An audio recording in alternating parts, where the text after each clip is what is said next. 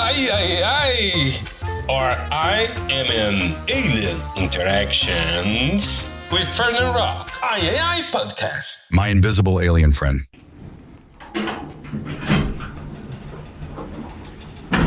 Hello. Hey, Nando. Hey, David.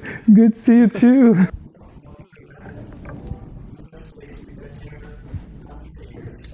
Oh my God, that's amazing.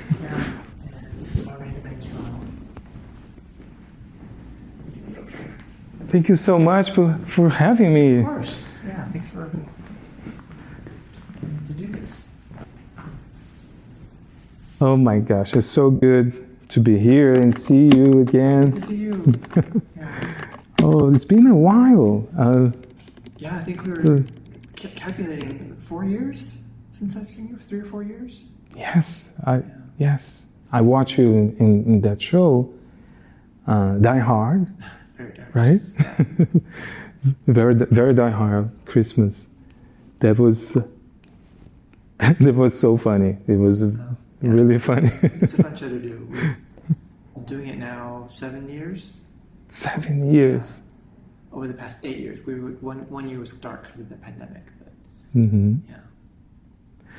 And David, it was such an honor to have you as my first director in Seattle. Yeah. Do you know that? I didn't know that. I'm honored. It was lovely having you at Freehold and taking rehearsal performance with me. Yeah, which I recommend to anyone. It's incredible. Yeah, your class was quite wonderful to work with. Yeah. Oh yeah, we picked a zany show, so that was fun. Yeah, I met so great actors in there. Malia. Malia is awesome. Yeah, Chris. She's down in LA now, doing really well. Yes. And I play your character, the character that you played before. No, Captain? I directed the show before. When we acted it, Richard Slacker, who's a local actor here in Seattle, he played your part. Oh. Yeah.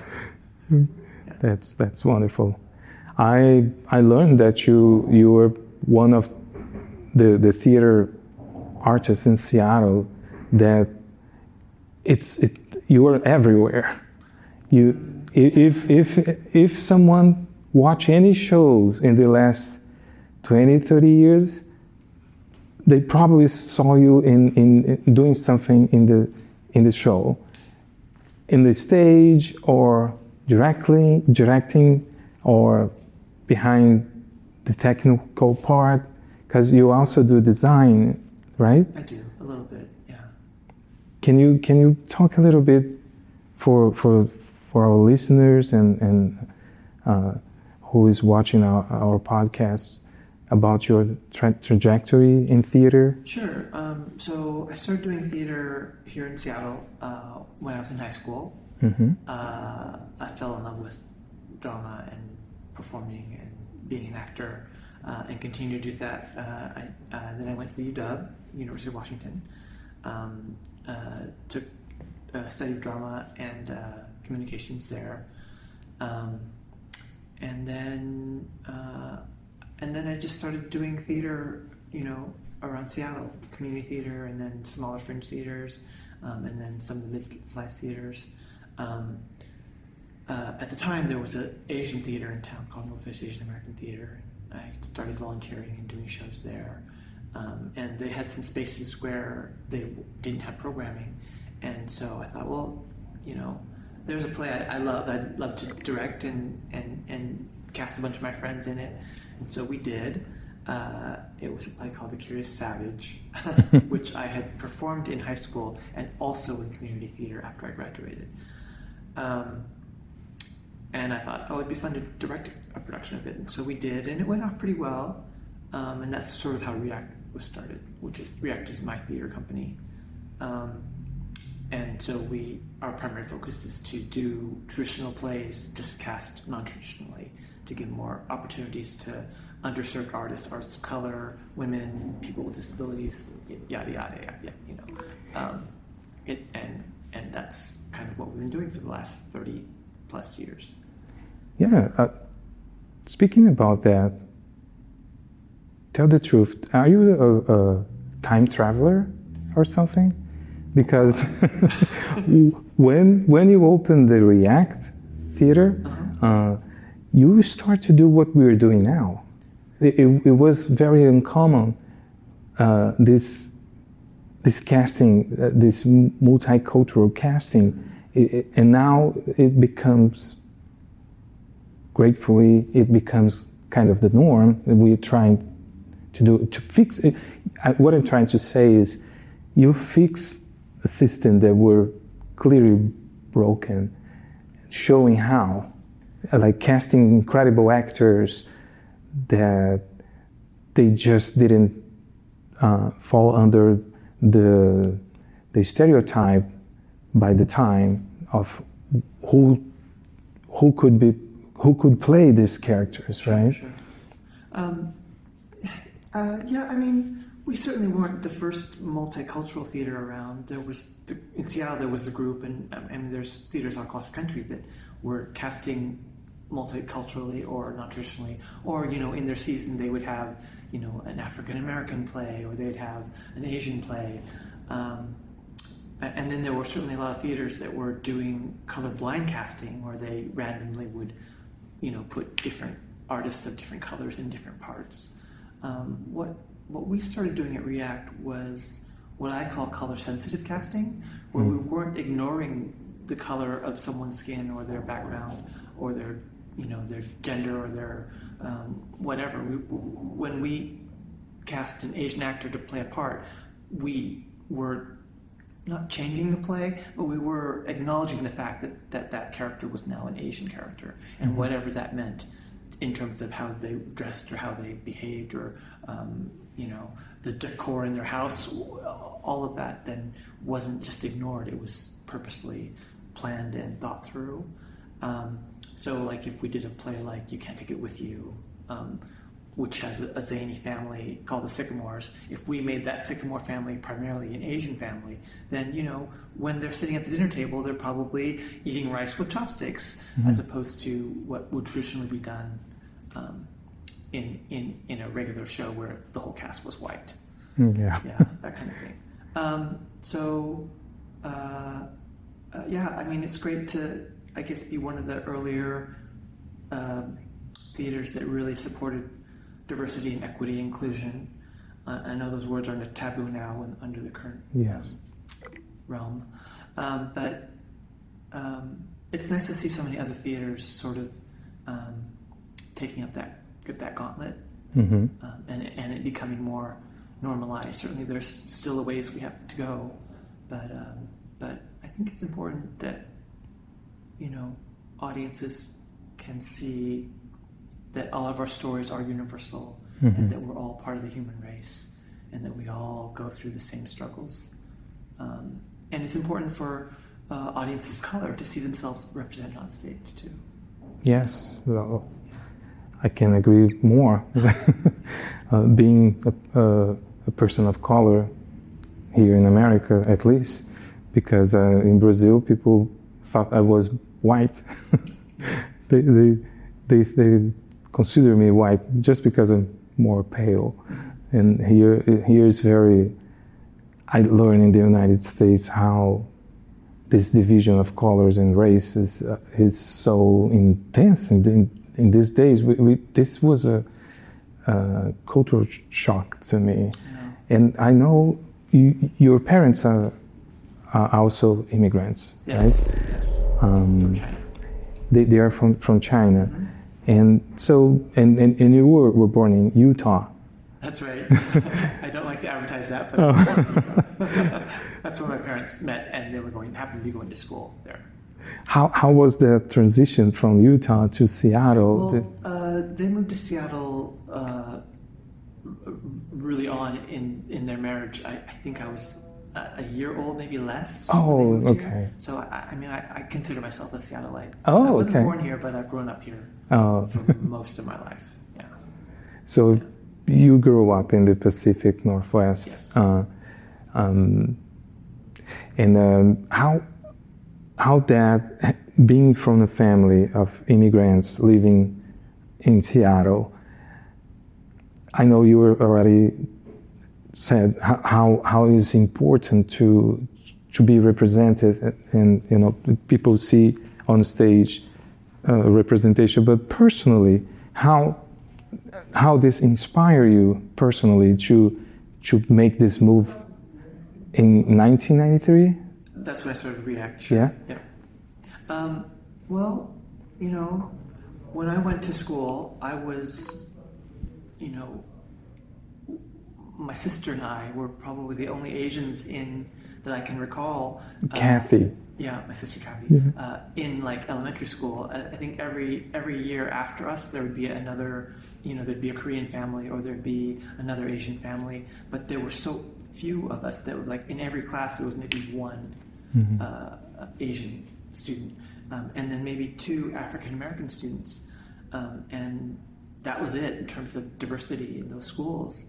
And it wasn't until high school where Seattle started desegregating the city, and so they would bus a bunch of students of color from one community to another, and vice versa. So a lot of people in the north went down to Garfield, and a lot of people that were in the south area came up north where we lived. And so that diversified the student population a little bit more. But I mean, generally speaking, Seattle's a pretty Caucasian white city, with a lot of Scandinavian heritage. So once, like, I was in college and stuff like that, there were, again, it continued to be a few more artists of color around, but by no means were we the global majority that we are and actually are in the world. And so doing shows with UW, I'd play Irishman and I'd get wigged and have different colored hair than my own, I remember they did a production of Shakespeare's The Winter's Tale, and it was set in Asia, but I was the only actor in the ensemble that was actually Asian. Oh. Everyone else, did the yellow face, which was a little offensive, I guess, thinking back. But it was a different time back then. Mm-hmm. And so, when I started working in the community, I thought, we can make a difference. We can try to change this and do theater a different way, maybe. Maybe more real, more close to what we see in the streets. Exactly. Right? Yeah. What we see in the real world. Like, that's right. Yeah. The diversity is out there to see. Yeah. And, for the most part, it makes sense to me when I see a play. I just I love the storytelling aspect, but those stories have an impact based on who's telling them, right? Yes. So I think it's important to make sure that all voices are part of that story. Let's back a little bit. You mentioned about where you grow up and how the segregation happened in schools and zip codes, right? Were you a drama kid in high school? When do you start? I was a drama kid in high school. Yeah? my sister, who's a year older, she got into theater when she was a freshman, and I followed suit the minute I went to that same high school, which is Nathan Hale. Yeah. Wow, that's so brave. And then you decide to keep doing theater in college. You applied to University of Washington. What do you study in there? At the UW, when I attended the UW, I studied theater drama. Although my emphasis changed from acting to more stage management in my curriculum, and I also was in the communications department studying advertising. So I was working towards a double degree. Well, crazy times. All of this explain how you are so well known for your multifaceted ability to do anything in theater. Working in directing, in stage management, and acting, and all this flexibility that you have, to take all the workload of the theater on your shoulders. Yeah, well, that's what you kind of have to learn when you're running a small theater, because sometimes you can't find a lighting designer, or you can't find a set designer, you can't find a stage manager, and so, I'm available, and since it's my company, I'm free. So I've really learned through street smarts a lot of these skills and a lot of the techniques that I now hopefully share with other people. Yeah. And you've been working with the most important companies of the city, from the Seattle Opera and Seattle Shakespeare, and now you're part of the casting of ACT, now Union Arts? Union Arts Center, right? Union Arts Center. Yeah. Which so Seattle Shakespeare Company and ACT, A Contemporary Theater, they sort of merged and are sharing resources under the banner Union Arts Center. And I have been one of the casting associates at ACT, helping their main casting director, Margaret Lane, with casting projects. And knock on wood, I continue to be able to do that periodically when they need help. Yeah. And at the same time, you keep the React work active. Yeah. What do you do here at React? What do you offer? Through our 34 year history, I primarily been the artistic director and director. I've probably directed 96% of our productions, and then performed in a few, designed in a lot of them as well, a lot of the sets, sometimes costumes. I don't actually do lights very often. I could have had to, but I can usually find a pretty good lighting designer. And sometimes stage managing. It just depends on whatever the project needs, or if we have a guest director, I would take another role. So a lot of my time and energies have been with keeping my own company going and producing. I feel like our heyday was probably in the early 2000s. And through up until the pandemic, I think we kind of had seasons, and we'd perform regularly. When the pandemic hit, of course, we were dark for a couple of years, and we lost our space because the building that we had some storage and some meeting space in. I remember that space. Primavera was sold and torn down. It's now a big empty hole up by the South Center. And so we had to start looking for a new facility to sort of be in, with the help of some supporters. We managed to find the space which we rent and make available to the community. So a lot of other companies come and rehearse here and have meetings, classes, whatnot. It's market rate rent for us, but we managed to keep it going. We charge minimal amounts for people to use the space, basically to cover the cost of utilities. But it's important because space is limited and expensive, and some theater artists and some small organizations wouldn't be able to do what they do if they didn't have a place to rehearse or to meet or to audition or whatever. David, are you able to articulate to us what make that passion so strong and keep you going? Doing theater. I'm asking as also a theater artist that dedicate my life to theater as well, and I lost everything in Brazil and have to still trying to get back to start over doing what we love to do. And I understand in my perspective where this come from, but can you tell us how that passion, that love, or how do you call this? That thing that independently of any government or pandemic situations that we face it, we keep trying the best that we can do to keep going. And I don't know, maybe it's just my personality, but I never give up. I just keep persevering.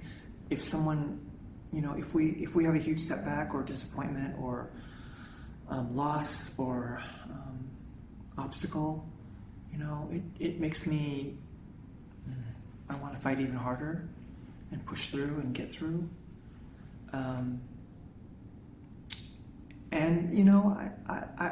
I see others give up sometimes, and that's disappointing and sad. But I don't know. I guess maybe as a youth, people put me down because of the way I looked or who I was, or I don't know, and it just made me fight back and want to show them I was just as good, or if not better. So it's just kind of the way I've always been, I think. I remember clearly when I was at the UW, the program had just changed, and the leader of the professional actors training program was now going to take over some of the BA actor training, and so he was holding auditions to get into that class, and gosh, I think I went through 2 or 3 auditions with that professor, and I was not selected, and I was so disappointed because all the other students that I had gone to class with for 2 years had gotten into the class, and I didn't. But I didn't let that put me down. I just worked harder, and as far as I know, I'm one of just a handful of those students that are still doing theater or acting, or still in the industry. It's just perseverance and gumption, moxie. Yeah. How do you feel about our industry at this moment? How do you perceive the future, and where to go from here in times of AI and other things, other traps on the corner? How do you feel? The world is always changing. Yes. And theater always adapts. That's true. Theater's been around for millenniums, right? Yeah. And on one hand, there's some very exciting things happening. Mm-hmm. The technical wizardry that people can do on stage now is mind-blowing. Yeah. But yet, it can also be done very simply, and the same stories can be told just as effectively as well. And that's the magic of theater. AI, oh gosh, I think it's going to affect film and TV and commercial acting a lot more than it does the stage. But we'll see. I don't know. It's hard to predict. I think there's still a lot of things that are unsure right now because we're barely out of the pandemic. Audiences haven't come back to the degree that they were before the pandemic, so a lot of theaters are struggling. A lot of the people who are in charge are unsure about what to program because they can't make a mistake. It's just too expensive. Costs are going through the roof everywhere because the economy, and that makes it hard for the audiences to have extra money to come and enjoy shows, which is sad to me because I personally get so much out of watching theater, and I know there are many people in the world that have never experienced theater at all, and don't know the power and the magic and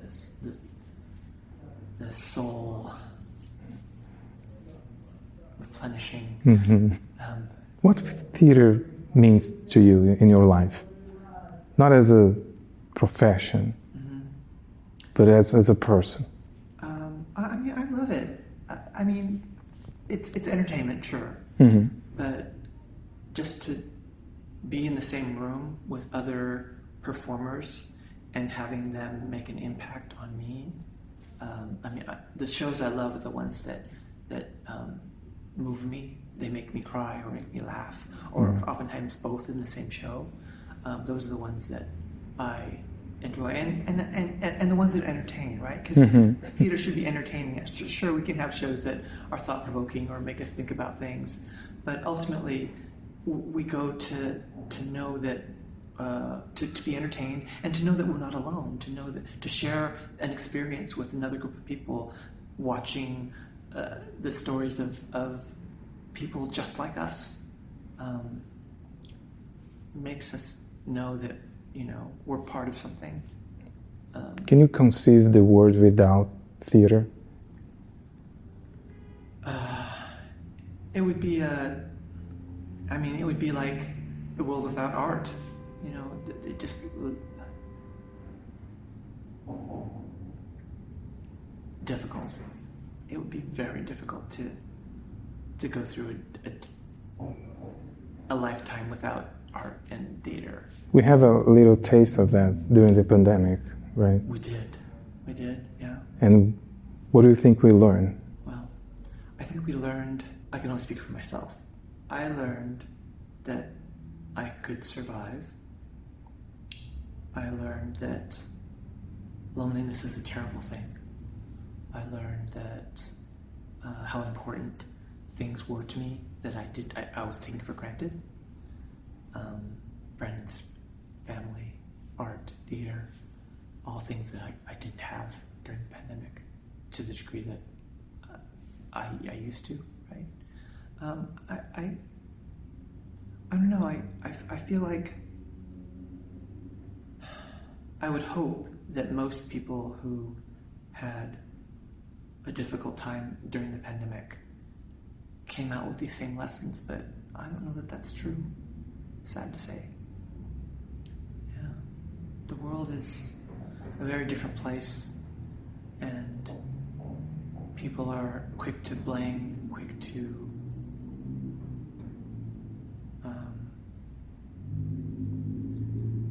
to be selfish.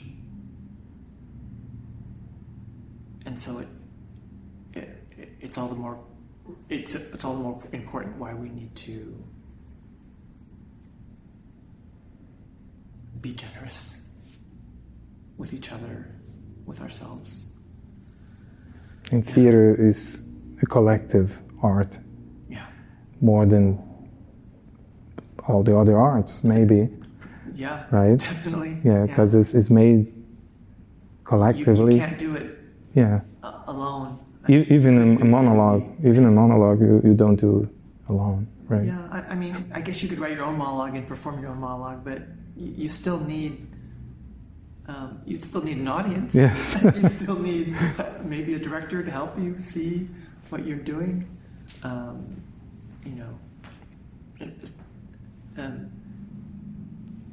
theater is art, and it's an imitation of life. So it is life. Mm-hmm. Yeah. To get into the end of the conversation, it's so amazing hear from you and from your experience. To finish in a light note, could you talk about the comedy that you're directing? Oh, sure. So right now, React is presenting a play called Buyer and Seller. It's a quirky little comedy. I love the play myself personally. It's about an actor in LA who gets a job working for Barbra Streisand in the mall in her basement. So this is true. Barbra Streisand, has a lot of clothes and antiques and stuff, and so she came up with the idea of making little storefronts in her basement where she could put these costumes and props and stuff on display like it was a store. So there's like a mall underneath the compound that her mansion and her grounds are kept.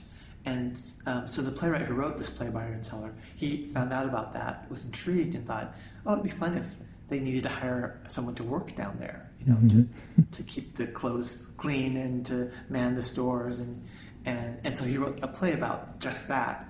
So it's a one-person show, and so one actor plays all the 8 or 9 different parts in the show, including Barbra Streisand and James Brolin, her husband, and so there's some real people and there's some obviously fictionalized, made-up people, and it's just a fun, entertaining show that makes us think about our lives and our relationships and what we surround ourselves with, and how we surround ourselves with, and stuff like that. So it's a fun little show. We opened it last February, and it's been playing here at React.